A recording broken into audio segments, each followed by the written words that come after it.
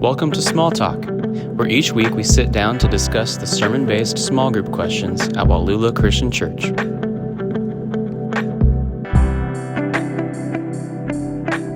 Welcome back to Small Talk, Wallula's first and best ever podcast. We are killing it. There's been no equal to what we have going on here. I am joined today by Craig, our worship pastor, Lance, our lead pastor. My name is Zach, the student pastor here at Wallula Christian Church. We would like to pause real quick and thank our sponsors for this video, kccups.com. If you're with us on YouTube, they have given us some awesome mugs. What would you call these? The insulated coffee mugs. Total surprise. They're pretty heavy duty. So. These are really, really nice. And so we are super Custom excited. Logo. kccups.com. Go there for all your cup needs. But seriously, thank you, Tyler and Michelle, for that. We are super excited to have that. We are jumping in right now. Revelation 6 and 7 is where we've been this past week. If you were here for Lance's sermon, or you could watch that online. And now we're getting into Revelation. We have been, but now we are. And a lot of stuff is happening. And one of the struggles is we have so many questions that we could go through, but because of time, we're going to focus just on a few questions here. A lot of imagery with the different horses that have been unleashed from heaven by Jesus, and the seals that have been opened, and all these things. A lot of cool stuff to look through. But right now, what we want to do is I have a question to sort of lead in, and the question is this: tell me about a time when someone came through for you in a way that you didn't expect, or have you ever had someone fail to come through for you, and what was that like? So I've been teaching band for a majority of my life, and this is the first fall semester where I'm not doing marching band. It's kind of weird, but I was at Blue Valley Northwest High School for, I think it was 6 years as the drumline instructor. And so everything with, sometimes it was writing music, but it's mainly teaching the music and going through the whole season with them. But one year we were getting close to the end of the season and we were behind on learning our music. And so we were kind of like scrambling, what are we going to do? And they decided we need to rewrite the music to make it simpler so the students can play it and put on a good performance. But at the same time, rewriting the music takes a long time, and I didn't have that kind of time. And there was a guy that was helping me teach. He was an alumni of the high school and just came back to help just because he wanted to. So he wasn't getting paid for it. I was the one getting paid, and I was expected to rewrite all this music, and then he was just randomly like, I'll do it. I'll do the whole thing. Whoa. And I was stressed about it because, it's like October, and it was a really busy season for the school and stuff, but then also I had a full-time job and all this stuff. And so, he just texted me and he said, I'm going to do it. And I did not do any of it. So nice. It was shocking, and I was very thankful. So Andy Morgan, if you're listening, thank you. Shout out to Andy. You came through in a big way that he didn't expect. That is pretty good, though. That seems like a lot. Yeah. What are the chances that Andy is listening right now? So slim. Are they? Well, we will not. Maybe if we get more shout outs to people, we'll have more listeners. I'll send it directly to him. There you go. Yeah. Somebody call Andy. Tell him to listen. All right. I got one. Do you want to go next, or do you want me to go ahead? All right. So this wasn't so coming through. It wasn't that I was expecting it, but it was just beyond my expectations. So I'm going to go with it that way. On my 30th birthday, I had to preach. Just by the way the schedule lined up. And so I included that in the sermon. And I forget what I said, but I just mentioned, hey, every decade's a big one, 30 and 40. And other than that, they're not really that big. But 30 is a big one. So I mentioned it. And I remember in that specific sermon, I was actually talking about heaven and hell. And for my points, I was using Far Side comics as sort of illustrations. And because there's a lot of comics of Jesus and God and Satan and all that stuff. And so, and I mentioned Far Side because I said that I had a bunch of these Far Side books that I'd been collecting. It was my favorite comic, and I had sold them all when I was getting married. I made almost $100 on these Far Side books that I had a huge collection of, to have money for the wedding. And then I said, one of these days I'm going to buy those back for my kids so that they can enjoy the Far Side like I did. And at the time they were super young. And that was it. Did the sermon, went home. I was probably napping because it's tiring to preach. And I remember Neil Sheshpine comes to my door a few hours later in the mid-afternoon, and he knocks on the door and he's like, "Hey, happy birthday." And they had been at the Legends they were at like Books A Million. And he had found the complete works of Gary Larson, 3-volume set, like encyclopedia-sized books of every single Far Side ever created in this sort of collector set. And it was well over $100 of this big thing. And it's rare as an adult to be touched by a present. You know what I mean? Like, oh wow, there's so much. You're just like, oh thanks, that was really nice. And I was just so caught off guard by besides Casey Cups. Besides Casey Cups, CaseyCups.com. Yeah, it's rare to be touched. I was just, it really meant a lot, and I didn't even think that was something I would get, and it was just really, really thoughtful. And it's really cool now because my kids for sure read those books, and Graham especially gets a lot out of it. He loves it, and anyway, it was just something that I did not expect. Came through in a way I didn't even know I needed or wanted, but man, I was blown away by it. And so Neil Sheshpine, if you're listening, that was for you. Thank you so much. We'll send the podcast to Neil. That's right. We'll send him an email. Slightly higher chance than Neil listening. But still, well, my story, the one I thought of, was a birthday story too. Okay. I was 10, 11, or 12 though, not 30. And it was, when I was a kid, we didn't do birthday parties like some parents do birthday parties today.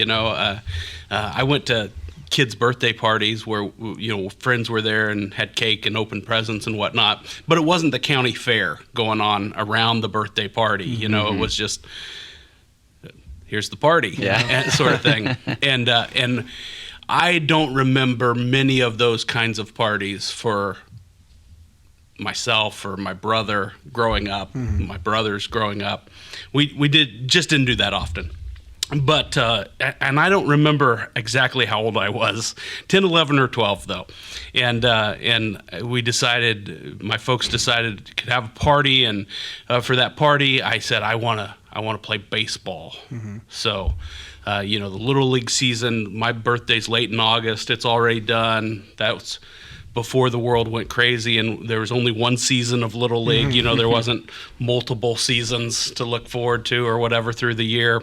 And so I want to play baseball. And so my dad, he loaded up probably 9 of us into this old conversion van and drove us to the schoolyard and stood out. And I remember my dad pitching just to over and over and over to these kids at this birthday party, baseball birthday party. In the late August, it was like 140 degrees or whatever it was, and just and then loaded everybody back up and back home. And so, but yeah, just thinking about people, going that extra mile, that for sure. This is a good example because even this podcast, I walk up here every Tuesday. We typically record on Tuesday, and everything's set up just by the podcast genie or Craig, whoever's doing that. Shout out to Craig. Yes, coming through in a big way. So, yeah. Yeah, well, very cool. I know these are just like kind of little intro questions going into it, but it is some of my favorite parts of the podcast is just hearing your stories about growing up and life in general. Like I said before, Lance, you had covered 2 different chapters in Revelation, and really you could have done not even just one chapter, but just parts of a chapter at a time because there's so much in it. And what we're going to look at today is in Revelation. The first question we're looking at is actually through the sermon, not the sermon notes, but the small group notes is actually questions 4 and 5. We're going to kind of combine them. And what we're looking at specifically is the fifth seal and the sixth seal. Before we had, in chapter 5, we see Jesus as the Lamb on the throne and the worship to him. And now we see what Jesus is doing is opening these seals. And as we get to the fifth and sixth seal, after the first four have been opened, we see the different horses. I'm sorry, I'm kind of blank there. Yeah. And sort of the destruction that happens from them, the lust to conquer, the civil war, famine, disease, and death. And after all of that, we see the fifth seal opened. And what we see is people who've been martyred that are crying out to God saying, after they have been killed for their faith, Graham Bolin, we'll see you later, buddy. If you could shut that door, that'd be great. My kids start school next week, and so anyway, we'll hear the door squeak in the background. And so what we're going to see is in questions 4 and 5, two different scenes. One is the scene of the martyred up in heaven, asking God, how long before those that are on earth have had their justice. And then we're going to see in the sixth seal God's response to that and what that's going to look like. And so I'm going to read both of these questions, and I'm going to let you guys kind of decide which one you want to take. But in question number 4, it says, why would the revelation of the fifth seal up in heaven bring comfort to those who have suffered throughout history, suffered for their faith in Jesus? And also, what do the white robes of these saints represent? So that's the fifth seal that we see up in heaven. And then down on earth, we have question number 5. How did the people respond when they saw such a clear sign that this was God's hand behind the judgment? And what does this show us about the people's hearts and who can stand on the day of wrath? And so kind of a lot there to unpack. And but I'll throw it to you guys first. If you have any thoughts on which one you want to take and what kind of stands out to you about those two contrasting scenes. Mm-hmm. The fifth and the sixth seal, they stand out a lot to me because, like you said, we see this, the four horses, and there's, they each represent something, but kind of the general theme of suffering in different forms and fashions. And then when you get to the fifth one, what I find so interesting about it is, like you said, they're martyred, and so they experienced even what John is experiencing. He was exiled to this island for sharing the gospel and being faithful in his walk with Jesus, and so they would have experienced that because of their faith. They were martyred, and then we see their response to it and the fact that they're calling out to God and speaking to Him. They're on the other side of it, and so we get a glimpse of kind of what that looks like more so in eternity. But I thought it was so interesting that they start out saying, "O Sovereign Lord," and really the Greek words that are used for that is proclaiming God as their master, and they're a slave to Him, really, and they're still wanting, I guess, vengeance for what happened, but it's amazing to see God's response to that, and in the midst of kind of this chapter of chaos, really, He tries to comfort them and say, rest a little bit longer, tries to just be that voice to say, like, everything's going to be okay still. So I thought that was really interesting that was placed in there after the four horse. And then, like you said, you get to the sixth seal and the response to that. Like Lance said on Sunday, the depiction of the end times, or the end of all things.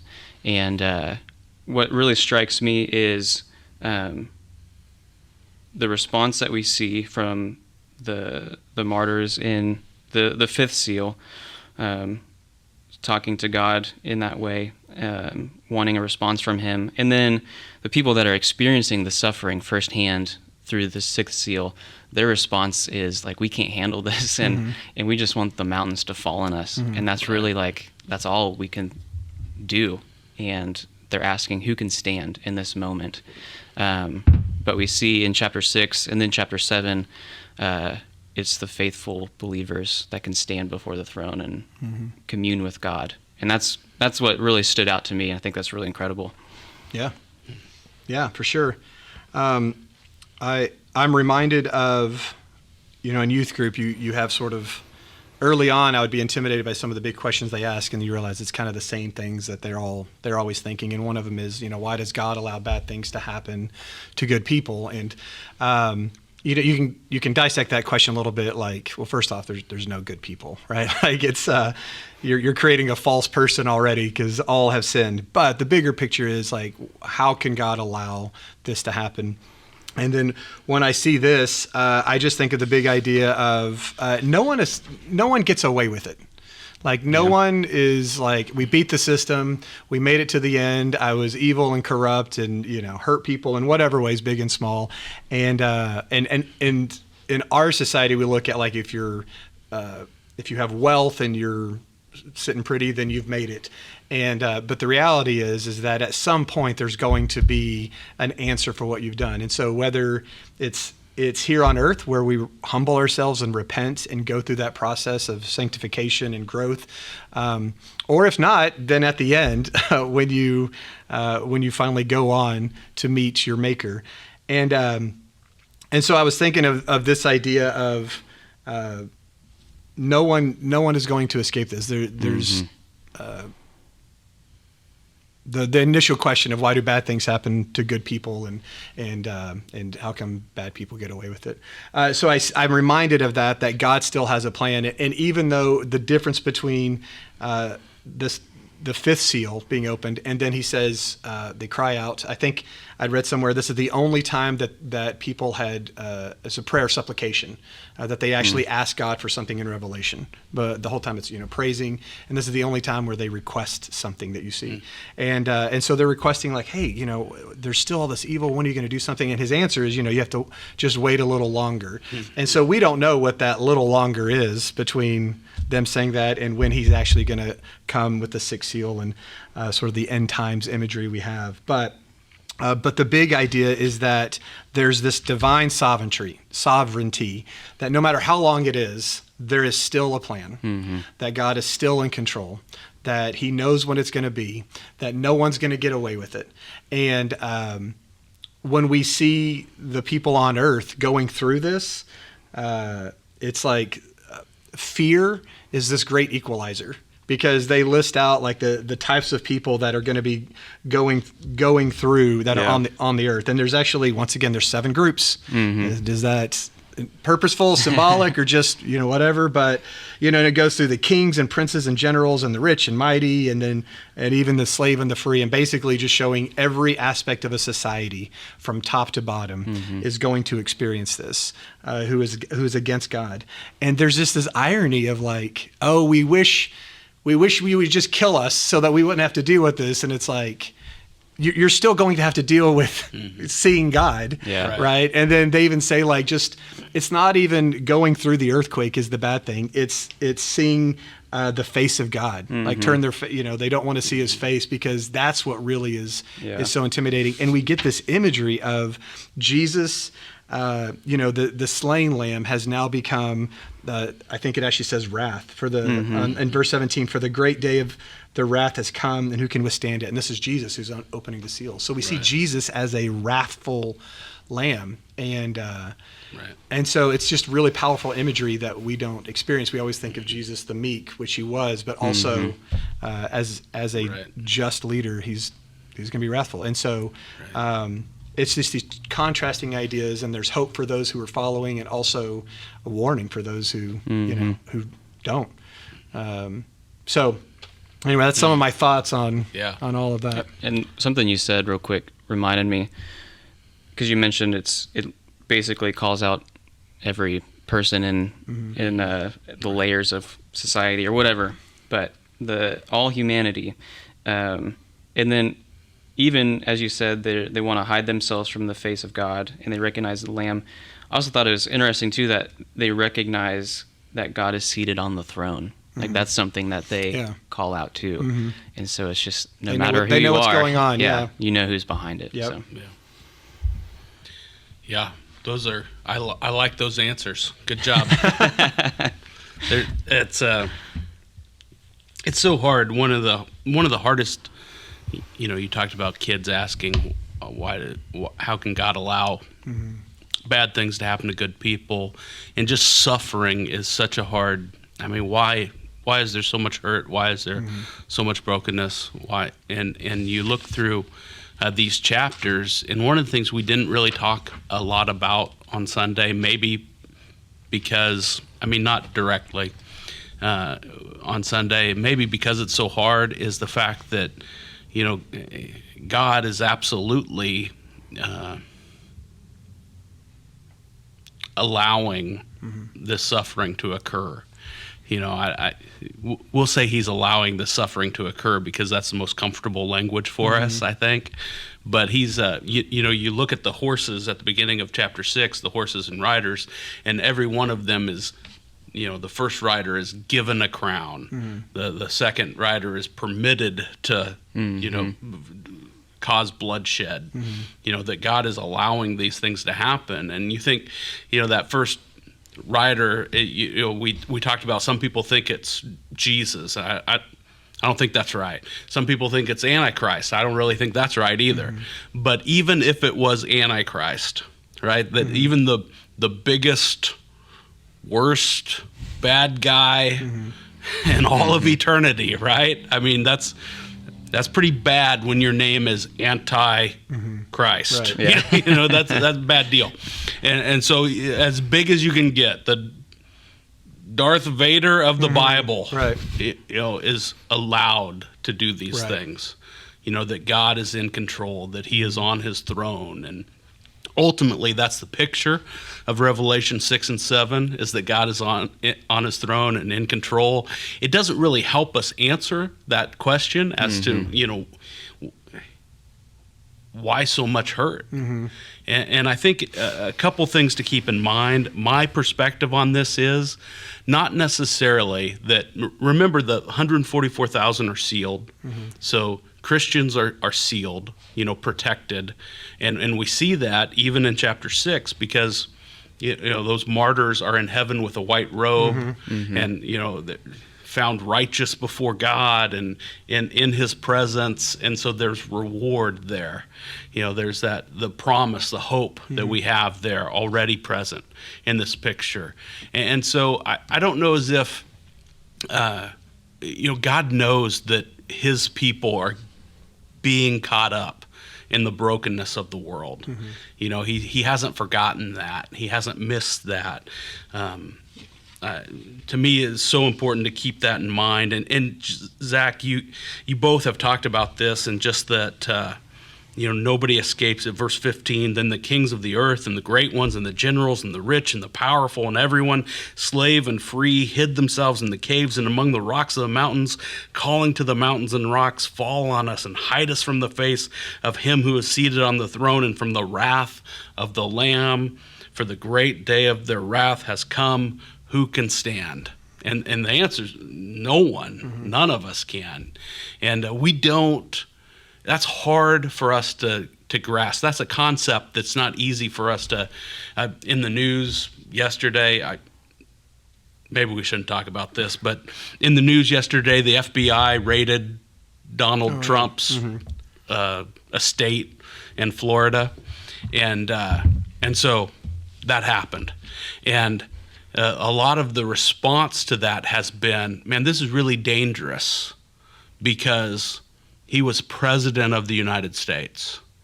And if, there's this idea that, well, yeah, maybe just forget who it is and where it is, right? But that title?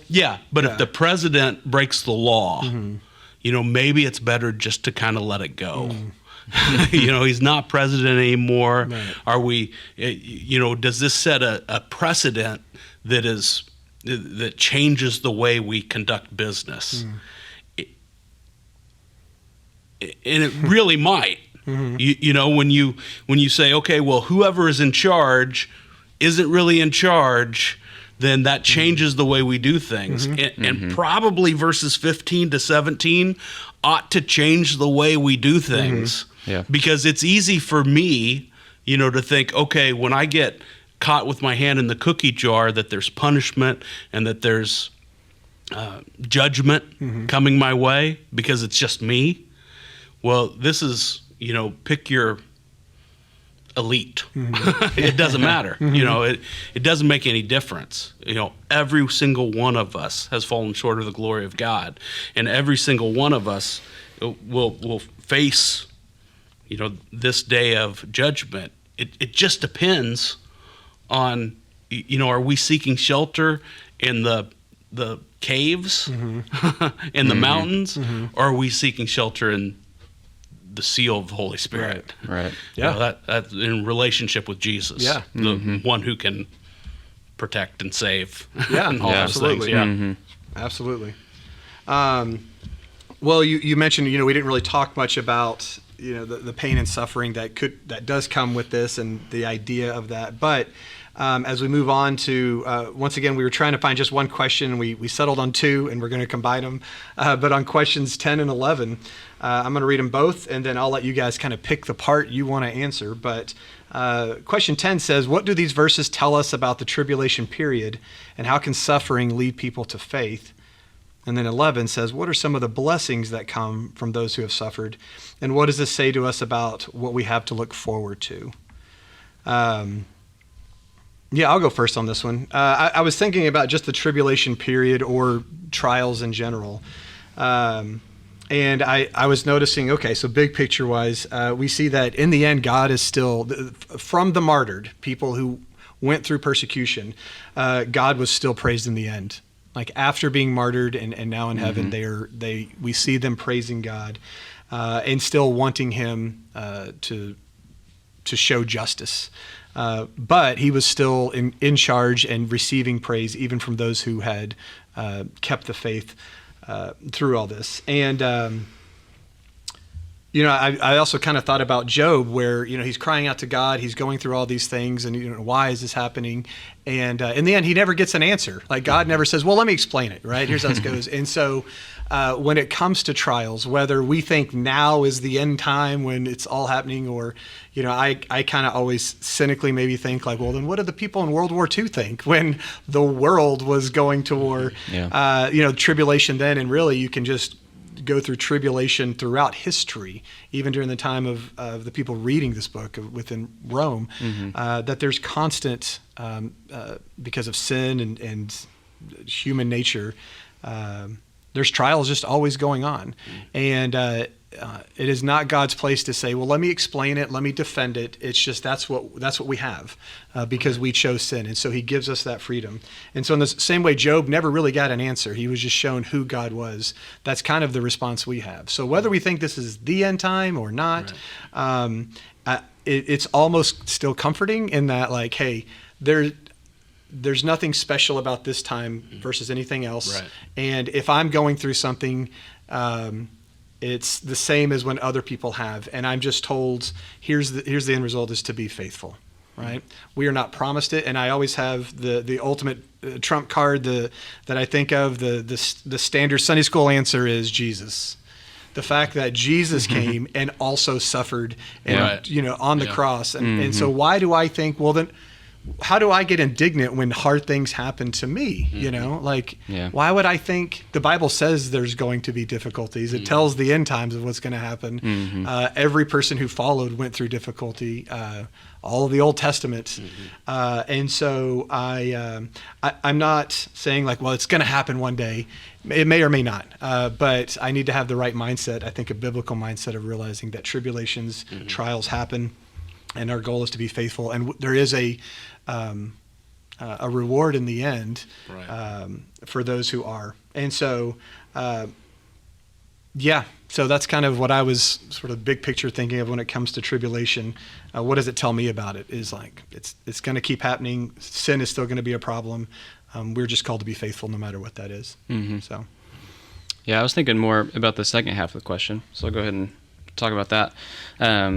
What are some of the blessings of those who have suffered? And so in 13, part of the vision, John looks upon the martyred or the believers that are surrounding the throne, and we get The picture of it goes back to the white robes that have been washed in the blood of the Lamb, and then a few descriptions of what that looks like in more detail. And it starts out just by saying they are before the throne of God, and so you can look at it kind of through that lens. It's like, because they are in the midst of God and the Lamb that was slain, they're reaping these benefits now. And you just think too, it's the direct access to God. It's like there's nothing in between anymore. It's like you're there with Him. And talks about serving Him day and night in the temple. He who sits on the throne will shelter them with His presence.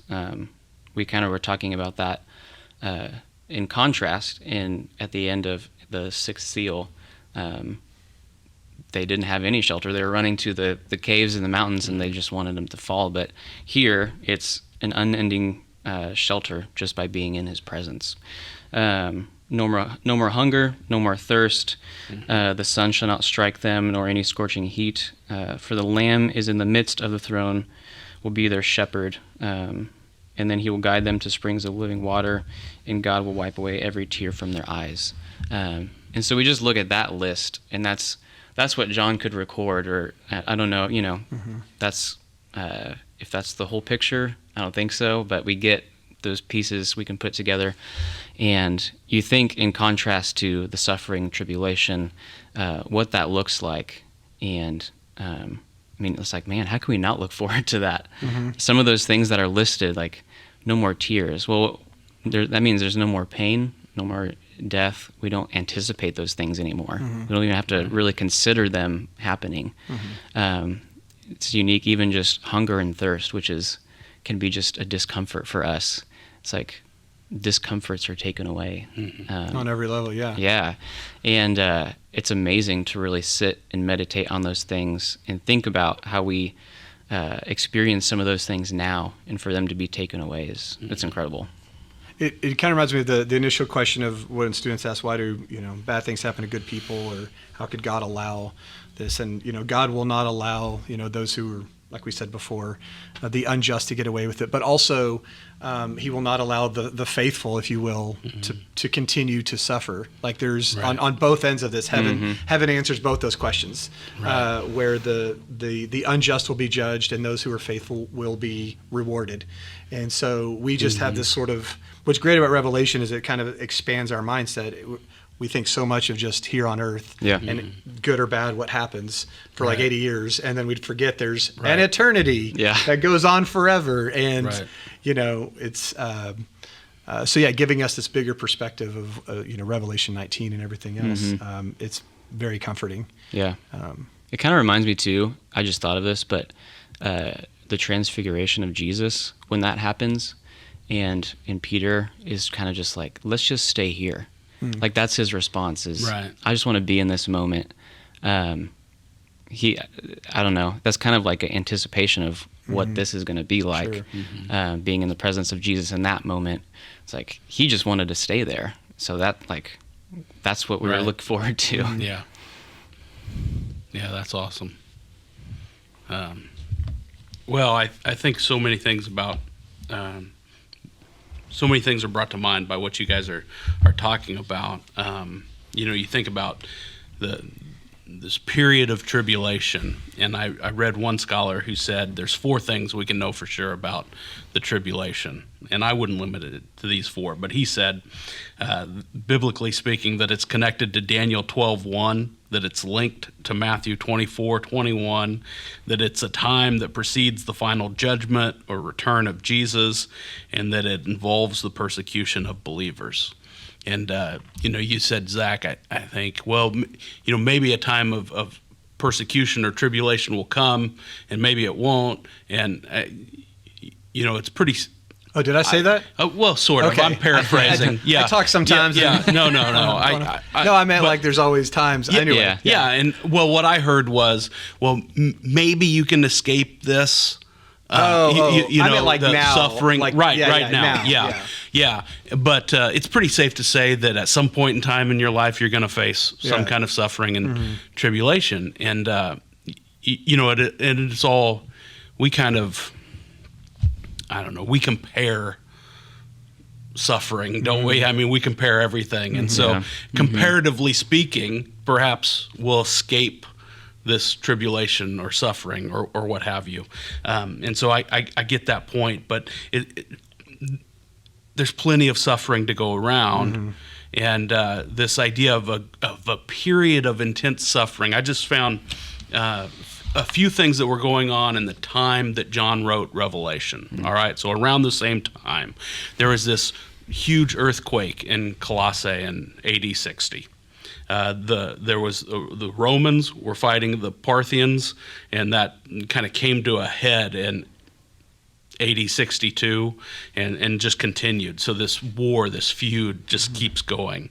The famous fire of Rome in 64, the Jewish war and destruction of Jerusalem in AD 70, the suicide of Nero, and just all the